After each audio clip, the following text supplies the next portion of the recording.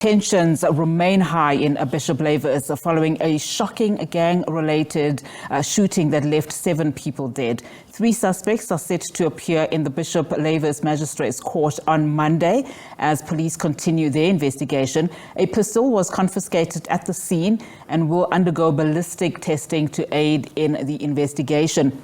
Now, while the presence of anti-gang units aims to restore safety, community members are questioning their effectiveness in combating the ongoing violence. To speak more on this, let's now welcome a crime expert, Professor Kholofelo Rakubu. Prof, thank you so much for your time and your patience this afternoon.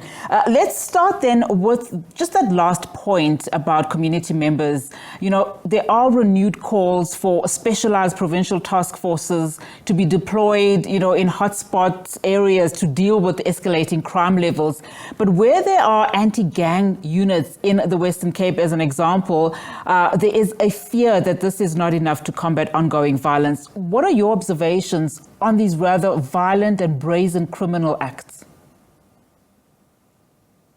Good day, and thank you for having me. The community's fear is justified. If we were to look into this anti-gang unit, they were launched in 2018, if I recall. And as they were launched, immediately they were talks around their successes, but that to date has never impacted on the level of gang-related violence or crime in South Africa, which tells us that they have not been working. And there can be multiple factors that suggest the shortfalls or the hindrances in those gang units reaching the targets, which is dealing or reducing gang-related violence. If they were successful indeed, 2024, 4 or 5 years later, we can't be in this state wherein gangs do as they please. And I will even revert back to the Prevention of Organized Crime Act, which was introduced in 1998 and as amended 1999 because there were discrepancies within it. It was introduced specifically to attend to some of the gang-related issues besides other issues with money laundering. And ever since, there has been limited implementation because at some point, there were resource scarcity. At some point, there were poor cooperation between your prosecution, your SAPS, and so forth.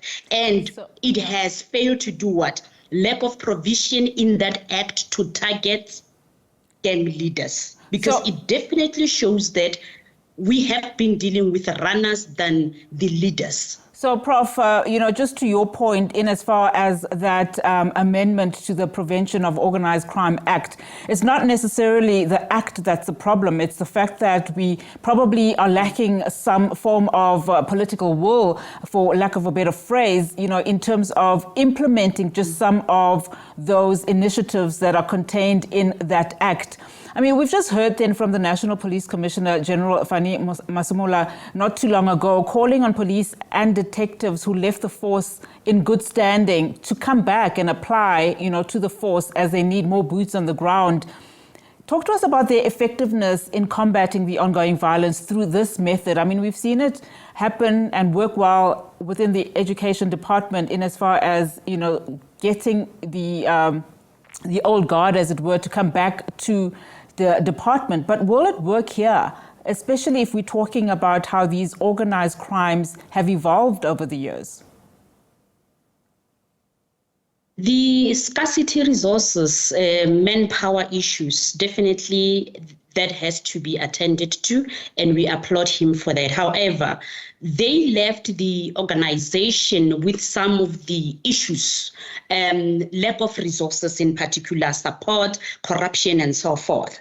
If now you are bringing them back, what is it that you have done to ensure that they come in with ease, they come in to effectively assist Is there any difference? Because crime has evolved. We have an offender today that is going to take a decision before an officer takes a decision. So are they well equipped? Do you have necessary equipment? Because here we are dealing with also police community ratio and resources. You can have visibility and presence, but the minute is also not backed up with thorough effective intelligence and community partnership, who's going to come forward with information? And also work on whistleblower protection, because whoever comes in with information in a volatile community, gang-ruled community, that individual must be highly protected. And from the police side, there should be mechanisms in place to serve as surety for communities to come forward. Absolutely. Prof, thank you so much for your time. Really do appreciate your insights. Crime expert, Professor Kholofelo Rakubu.